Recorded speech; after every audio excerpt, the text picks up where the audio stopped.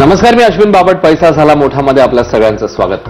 नवीन वर्षात आपण प्रथमच भेटतोय आणि म्हणूनच नव्या वर्षात गुंतवणुकीचा आणखी एक पर्याय आम्ही तुम्हाला आजच्या एपिसोडमध्ये अधिक सविस्तरपणे सांगणार आहोत. पर्याय तसा जुनाच आहे, मात्र गेल्या काही वर्षांमध्ये म्युच्युअल फंड आणि इतर पर्यायांमध्ये हा पर्याय काहीसा मागे फेकला गेला किंवा थोडासा दुर्लक्षित राहिला असं आपण म्हणूया. प्रस्तावनेत वेळ घालवण्यापेक्षा आपण थेट आता मुद्द्यावरच येऊया, कारण गुंतवणुकीचा हा पर्याय नॉन कन्व्हर्टेबल डिबेंचर्सचा आणि त्या संदर्भात माहिती देण्यासाठी आपल्या सोबत आहेत आपले गुंतवणूक सल्लागार निखिल नाईक. सर, स्वागत आहे तुमचं. आणि तुम्ही देखील तुमचे या संदर्भातले प्रश्न विचारू शकता. त्यासाठी आपला नंबर आहे 02266160216. मात्र तुम्ही एक करायचंय, तुमच्या टीव्हीचा व्हॉल्यूम बंद ठेवायचा आहे आणि सलग प्रश्न विचारायचा आहे. सगळ्यात सुरुवातीला मी नाईक सरांना हा बेसिक प्रश्न विचारणार आहे की नॉन कन्व्हर्टेबल डिबेंचर्स म्हणजे काय? अश्विन, जसं नाव सजेस्ट करतं, डिबेंचर्स म्हणजे डेट म्हणजे लोन. म्हणजेच तुम्ही एखाद्या कंपनीला पैसे लोन देतात. फिक्स डिपॉझिट हे देखील एक लोन असतं. तसंच डिबेंचर्स देखील हे लोन असतं. तुम्ही एखाद्या कंपनीला देत असता आणि मग ते त्या लोनचं पुढे स्वतःच्या कामकाजासाठी वापरू शकतात किंवा दुसऱ्या परत कोणाला तरी लोन देण्यासाठी देऊ शकतात. आणि याचं स्वरूप फिक्स डिपॉझिट सारखंच असतं. नॉन कन्व्हर्टेबल म्हणजे हे शेअर्स मध्ये कन्व्हर्ट करता येत नाहीत. हे एक फिक्स डिपॉझिटचा प्रकार आहे जो थोडासा व्याज दर फिक्स डिपॉझिट पेक्षा जास्त देतं. ह्याच्यामध्ये 400 दिवसापासून 5 वर्षापर्यंत साधारणतः आपण बघतो की हे इन्स्ट्रुमेंट्स किंवा हा पर्याय उपलब्ध होताना गुंतवणूकदारांना दिसतो. दुसरी गोष्ट म्हणजे हे जे फिक्स डिपॉझिट म्हणजे आपल्याला एनसीडीज असतात ते सीझनल असतात. जसं आता तू मगाशी म्हणालास की गेल्या काही काळामध्ये इक्विटीचे रिटर्न्स येताना दिसले नाही आहेत गुंतवणूकदारांना. व्याजदर कमी होते, महागाई जास्त होती आणि अशा कालावधीमध्ये जेव्हा आपण बघतो की लिक्विडिटी म्हणजे बाजारातला पैसा थोडासा टाईट होतो, तेव्हा हे एनसीडीज येताना आपल्याला दिसतात, जे साधारणतः फिक्स डिपॉझिट पेक्षा थोडंसं जास्त व्याजदर देताना आपल्याला दिसतात. ओके, आता आपण असं देखील म्हटलं की बाकीच्या पर्यायांच्या तुलनेत हा थोडासा मागे फेकला गेलाय किंवा थोडासा दुर्लक्षित राहिला, तर त्याचं नेमकं काय कारण असू शकतं? जसं मी मगाशी म्हटलं की हे सीझनल असतात. जेव्हा जेव्हा व्याजदर चढे होतात तेव्हा तुम्हाला एनसीडीज फ्लेवरमध्ये येताना दिसतात, कारण तेव्हा पैशाची गरज निकड जास्त लागते कंपन्यांना आणि मग ते वेगवेगळ्या मार्गाने पैसा उभा करण्यासाठी बघत असतात. जसं मगाशी तू म्हटलं की शेअर बाजार जेव्हा चांगला चालत असतो तेव्हा प्रमोटरला ऑप्शन असतो की तो IPO घेऊन येऊ शकतो किंवा शेअर्सच्या मार्गाने पैसे उभे करू शकतो किंवा बँकांकडनं किंवा इतर व्यक्तींकडनं पैसे उभे करू शकतो. जेव्हा पैसे थोडेसे ड्राय होते, थोडीशी लिक्विडिटी कमी होते, तेव्हा हे एनसीडीज आपण प्रामुख्याने बघितलंय की असं काही रूल असं म्हणता नाही ना, बघितलंय की हे एनसीडीज बाजारात पॉप्युलर होताना दिसतात. ओके, पण मग शेअर्स आणि या डिबेंचर्सचा आपण जर विचार केला तर त्याच्यातला फरक नेमका काय सांगता येईल आपल्याला? शेअर्स जसं आपण म्हणतो की शेअर्समध्ये तुम्हाला रिटर्न्स गॅरंटीड नसतात. एनसीडी मध्ये तुम्हाला रिटर्न्स गॅरंटीड असतात. एनसीडी मध्ये तुम्हाला एक कुपन त्याला म्हणतात की जे व्याजदर तुम्हाला देणार ते फिक्स्ड असतं. ह्याच्यामध्ये जे व्याज येतं ते त्याच्यावरती मोस्ट ऑफ द एनसीडी जे सध्या आहेत ते डीमॅट मोडमध्ये असतात, घेता येतात तुम्हाला. त्यामुळे जर ते डीमॅट मोडमध्ये असेल तर त्याच्यावर तुम्हाला टॅक्स कापला जात नाही, पण ते टॅक्सेबल असतात. आणि शेअर्समध्ये आपण जेव्हा म्हणतो की त्याच्यामध्ये परताव्याची जी हे असते ती केवळ प्राइस फ्लक्च्युएशन वरती आणि डिव्हिडंड जो तुम्हाला येतो, कंपनी जो वर्षाला डिव्हिडंड देते त्यावरती तुम्हाला अवलंबून राहावं लागतं. ह्याच्यामध्ये हे एक लोन असतं कंपनीने घेतलेलं तुमच्याकडनं, त्यामुळे तुम्हाला ते मासिक, सहामाही किंवा वार्षिक किंवा क्युम्युलेटिव्ह असा परतावा देऊ शकतात. This is just like a fix deposit. विशेष त्याच्यामध्ये फिक्स डिपॉझिट आणि एनसीडी मध्ये फारसा जर आपण बघितला तर फरक नसतो बऱ्याचदा. आणि ही एक फार महत्वाची गोष्ट आहे की बऱ्याच फिक्स डिपॉझिट हे अनसिक्युअर्ड लोन असतं. म्हणजे त्याच्या अगेन्स्ट कुठचेही, जेव्हा मी तुम्हाला एखाद्या कंपनीला तुम्ही मध्ये फिक्स डिपॉझिट मध्ये गुंतवणूक करत असता तेव्हा तुम्हाला कुठच्याही प्रकारचं ऍसेट्स त्याच्या समोर, ज्याला आपण म्हणतो तारण, आपण म्हणतो की कंपनी देत नाही की सिक्युरिटी म्हणून कंपनी काही देत नाही. सो फिक्स डिपॉझिट हे ऍक्च्युली अनसिक्युअर्ड लोन असतं. एनसीडी बऱ्याच वेळेला सिक्युअर्ड डिबेंचर्स देखील असू शकतात. म्हणजे त्याच्या अगेन्स्ट काहीतरी कंपनीकडे ऍसेट्स असतात, ते सिक्युअर केले जातात त्या ऍसेट्सच्या अगेन्स्ट. जेव्हा तुम्ही त्यांना 10 लाखाचं लोन देता, एनसीडी करत असता, तेव्हा त्याच्या अगेन्स्ट काहीतरी ऍसेट्स असतील तरच ते डिबेंचर्स इश्यू केले जातात. पण म्हणजे कंपनी बुडाली तरी तुम्हाला तुमचे पैसे सुरक्षित राहतात तुमचे, असं म्हणू शकतो आपण? बाय अँड लार्ज आपण असं म्हणता येणार नाही, कारण ते जे ऍसेट्स आहेत त्याची व्हॅल्यू काय आहे त्यावरती देखील हे होतं. त्यामुळे एनसीडी करताना देखील, आणि जो तुझा मगाचा एक प्रश्न होता शेअर्स आणि यातला फरक आहे किंवा, सो प्रामुख्याने प्राइस शेअर्समध्ये प्राइसची रिस्क असते की तुम्हाला काय प्राइस मिळेल हे तुम्हाला सांगता येत नाही. डिबेंचर्समध्ये रिस्क कुठची असू शकते तर मुद्दलाची रिस्क देखील असू शकते. त्यामुळे हे अत्यंत आवश्यक आहे की जेव्हा तुम्ही एनसीडी विकत घेत असता तेव्हा म्हणजे शेअर्समध्ये देखील पण जेव्हा एनसीडी विकत घेत असता प्रामुख्याने तुम्हाला कंपनीचं बॅकग्राऊंड चेक करणं आवश्यक आहे. त्यासाठी रेटिंग एजन्सीज देखील असतात आणि त्या रेटिंग एजन्सीज रेट करतात त्या एनसीडी इश्यूला त्या कंपनीला की ह्याचं म्हणजे AA, AAA ही सगळ्यात सर्वोत्तम अशी सर्वोच्च क्रेडिट रेटिंग मानलं जातं. AA थोडंसं रिस्क जास्त AAA पेक्षा जास्त असते. A जर रेटिंग असेल तर त्याला रिस्क अजून येते. B रेटिंग BBB असेल तर जास्त रिस्क मानली जाते. त्यामुळे आम्ही नेहमी ऍडवाइस करतो की AA किंवा AAA ह्या प्रकारच्याच एनसीडी मध्ये गुंतवणूक करा. आता तुम्ही रिस्क फॅक्टरचा उल्लेख केला, पण मग शेअर्समध्ये जसं आपण म्हणतो की रिस्क जास्त तेवढंच तुम्हाला गेनही तसा प्रमाणात मिळू शकतो, तर मग डिबेंचर्सच्या बाबतीत आपल्याला असं म्हणतात? अगदी उत्तम प्रश्न आहे. आणि होतं बऱ्याचदा की आपल्याला असं वाटतं की आता आपण जर बघतो साधारणतः 11 ते 12% आसपास एनसीडीज येत आहेत. शेअर्समध्ये एक प्रामुख्याने फरक असतो की जी तुम्ही रिस्क घेत असता त्याच्या अगेन्स्ट रिवॉर्ड्स म्हणजे परतावा हा खूप सबस्टॅन्शियल असू शकतो. मात्र एनसीडीज मध्ये आपल्याला असं नेहमीच म्हणता येणार असं नाही. कारण एक लक्षात घे की समजा बाजारात 11% व्याजदर चालला आहे आणि एखादी कंपनी 14% व्याजदर घेऊन एनसीडी घेते आणि फिक्स डिपॉझिट कंपन्यांचं आता झालं की काही कंपनी 14%, 16% एफडी रिटर्न देत होते गेल्या वर्षी आणि त्या कंपन्या आता पैसे परत देऊ शकत नाहीये. ती कंपनी का देते? प्रामुख्याने आपण विचार केला पाहिजे की जर बाजारात 11%, 12% बाकी एनसीडीज आहेत तर एखादी एनसीडी खूप जास्त रेट का देत असेल? कारण त्यांना पैसे मिळत नसतील बाहेरनं, बँकांकडनं किंवा बाकी इन्स्टिट्यूशन्सकडनं पैसे मिळत नसतील. त्यामुळे त्यांचं पैसे घेण्यासाठी ते जास्त रेट तुम्हाला देत आहे. तर मला असं वाटतं की जेव्हा जेव्हा फिक्स डिपॉझिटमध्ये नेहमी आपण लक्षात घेतलं पाहिजे की higher the returns risk can be slightly higher, मार्केटपेक्षा हायर म्हणतोय मी, सिच्युएशनमध्ये नाही. आता कसं आहे की आता आपण चढ्या व्याजदराच्या रेजिममध्ये आहोत तर तिकडे 10-11% हे कॉमन आहे. पण त्या मार्केटपेक्षा जेव्हा कोण जास्त रेट देत असेल एनसीडी मध्ये किंवा फिक्स डिपॉझिटमध्ये तेव्हा गुंतवणूकदारांनी जास्त काळजीपूर्वक त्या कंपन्यांमध्ये इन्व्हेस्ट केले पाहिजेत. कदाचित मी असं म्हणेन की अवॉइड केले तरी चालू शकतं. कारण फिक्स डिपॉझिट एनसीडीचं काम असतं हे तुम्हाला एक सिक्युअर्ड रिटर्न्स देणं. त्यातनं तुम्ही जास्त परताव्याची अपेक्षा करणं कधी कधी थोडंसं खूप जास्त म्हणजे असं मी म्हणत नाही जास्त, पण खूप जास्त परताव्याची अपेक्षा करणं थोडंसं रिस्की ठरू शकतं. ओके.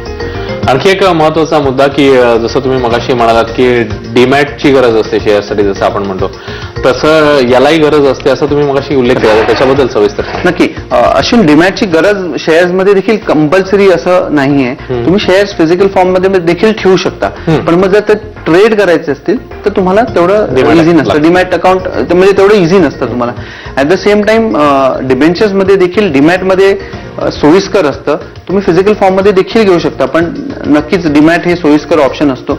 दुसरं असं असतं की जर तुमचे डिबेंचर्स डीमॅटमध्ये असतील तर तुम्ही आणि 5 वर्षाचे समजा मी एखाद्या कंपनीचे डिबेंचर्स घेतले असतील आणि 1 वर्षानंतर 2 वर्षानंतर मला पैसे परत हवे असतील तर हे कंपनी परत देत नाही, तर तुम्ही ते ट्रेड करण्याची मुभा म्हणजे तुम्हाला सुविधा असते. पण ज्या प्रकारचे गेल्या माझ्या मते 7-8 एनसीडीज आलेत गेल्या 4-1 महिन्यामध्ये, तर ज्या प्रकारचे इश्यूज आले ते फार छोटे इश्यूज आहेत. त्यांची लिक्विडिटी म्हणजे समोर बायर मिळाला पाहिजे तुम्हाला विकत घेण्यासाठी. तर बऱ्याचदा असं आम्हाला गुंतवणूकदार सांगतात की मी आज घेतो 12% व्याजदर आहे किंवा 11% व्याजदर आहे, उद्या व्याजदर कमी झाले तर मी हे डिबेंचर्स मार्केटमध्ये विकले तर मला प्रीमियम मिळू शकेल. पण म्हणजे त्या अनुषंगाने इन्व्हेस्ट करणं थोडंसं हे असतं. लिक्विडिटी ही एक सुविधा असते, एक फॅसिलिटी असते डीमॅटमधनं तुम्हाला मिळत असलेली या डिबेंचर्सची ट्रेडिंगची. त्याचा उपयोग ऍक्टिव्हली परतावा मिळवण्यासाठी करू नये, पण ती एक लिक्विडिटीचा ऑप्शन म्हणून ठेवावं असं मला वाटतं. ओके. आणि याच संदर्भात आपल्याला नाईक सरांकडनं आणखी जाणून घ्यायचं आहे, विशेषतः ही गुंतवणूक करताना काय नेमकी विशेष काळजी घेतली पाहिजे हे देखील आपण सरांना विचारणार आहोत. आणि तुम्ही देखील तुमचे प्रश्न विचारू शकता या शो मध्ये. 661-60216 आपला नंबर आहे. एक छोटासा ब्रेक घेतोय, लगेच परत येणार आहोत. पाहत राहा एबीपी माझा.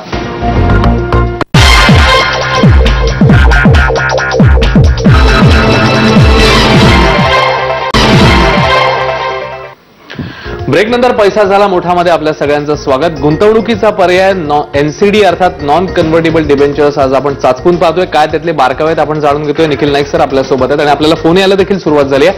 अमरावतीहून पहिला प्रश्न विचारतायत प्रमोदजी. नमस्कार प्रमोदजी, आपला प्रश्न विचारा. नमस्कार सर, माझा एक प्रश्न होता. हा, आपल्या सध्या महाराष्ट्रामध्ये पॅनोरॉमिक ग्रुप ऑफ कंपनीज नावाची कंपनी पॅनकार्ड क्लब लिमिटेड ही डिबेंचरच्या स्वरूपामध्ये पैसा घेते होती, यामध्ये गुंतवणूक करणं सुरक्षित राहील का? प्रमोदजी, आपण या कार्यक्रमात इंडिव्हिज्युअल कंपन्यांवरती कमेंट करत नाही, पण आता जर कार्यक्रम बघत असाल तर तुम्हाला नक्कीच कल्पना येईल की एखादी कंपनी, मग ती तुम्ही जी कंपनी म्हटलं ती किंवा कुठची दुसरी कंपनी असेल तर त्यामध्ये एनसीडी मध्ये गुंतवणूक करताना काय काळजी घ्यायची, इनफॅक्ट आपण आता तेच डिस्कस करू. निश्चित. मला तेच म्हणजे आता विचारायचं होतं की ही गुंतवणूक जर करायची आपण ठरवली तर काय नेमकी आपण काळजी घ्यायला हवी या संदर्भात. सगळ्यात लक्षात घेतलं पाहिजे की नाव असं आपल्याला वाटतं एनसीडी, नॉन कन्व्हर्टेबल डिबेंचर्स किंवा even fix deposit for that matter, आपल्याला वाटतं की हायेस्ट सेफ्टी असते. तसं नसतं. ह्यामध्ये देखील एक महत्वाची रिस्क असते, ती म्हणजे क्रेडिट रिस्क आम्ही त्याला म्हणतो. आणि माझं 2014 साठीचा माझा व्ह्यू असा आहे की ह्या वर्षी सगळ्यात मोठी रिस्क कुठची असेल गुंतवणूकदारांसाठी तर ती क्रेडिट रिस्क. क्रेडिट रिस्क म्हणजे क्रेडिट डिफॉल्ट रिस्क.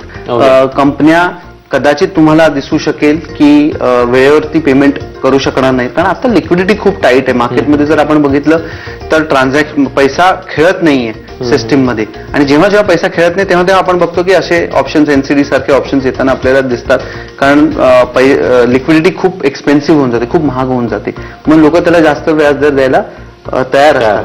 त्यामुळे ह्या वेळेला तुम्हाला लक्षात घेतलं पाहिजे कुठच्याही एनसीडी मध्ये गुंतवणूक करताना की त्यामध्ये क्रेडिट रिस्क चाचपून बघितली पाहिजे. क्रेडिट रेटिंग एजन्सीज असतात, जसं मी मगाशी म्हटलं की AA, AAA, AAA असे रेटिंग देतात, तर ते रेटिंग आहे की नाही त्या एनसीडीला हे बघितलं पाहिजे.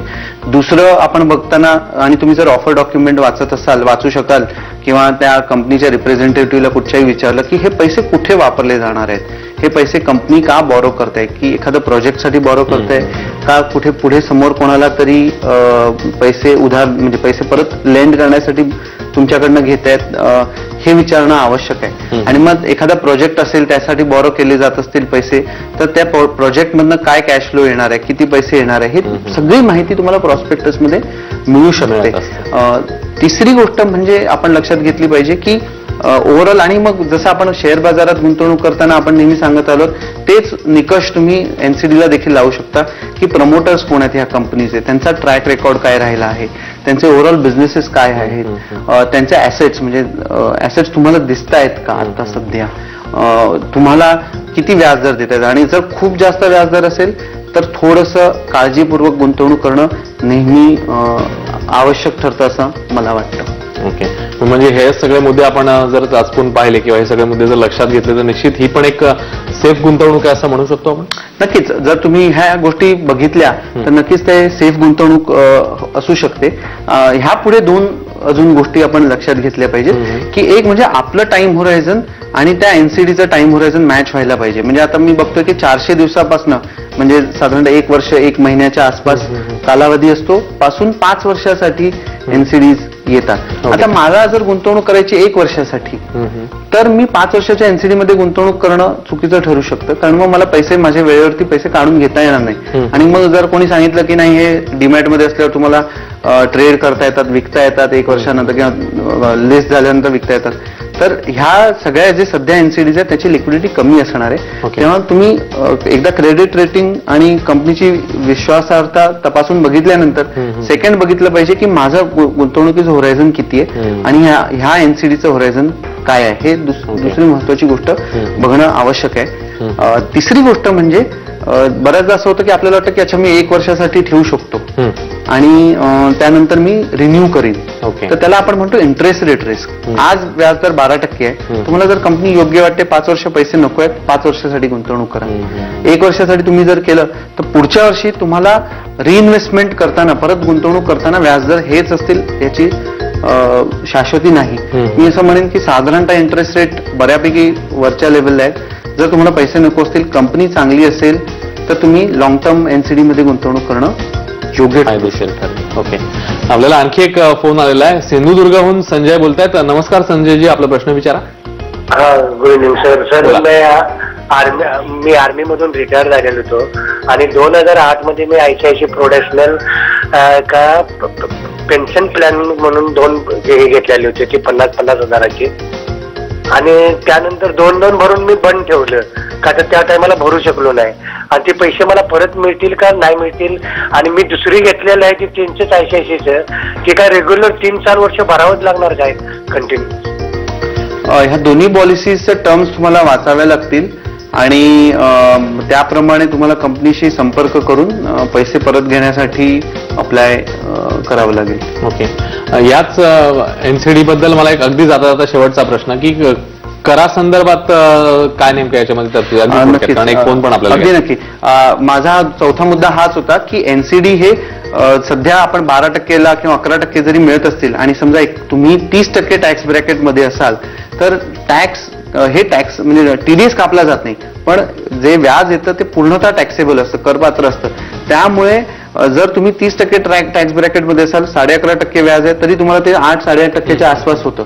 मग आपल्याकडे बरेच आपण टॅक्स फ्री बॉन्ड येताना बघितले, गेल्या एक कार्यक्रम देखील केला होता की जिकडे 8-8.5%च्या आसपास टॅक्स फ्री रिटर्न देणारे बॉन्ड्स देखील उपलब्ध आहेत.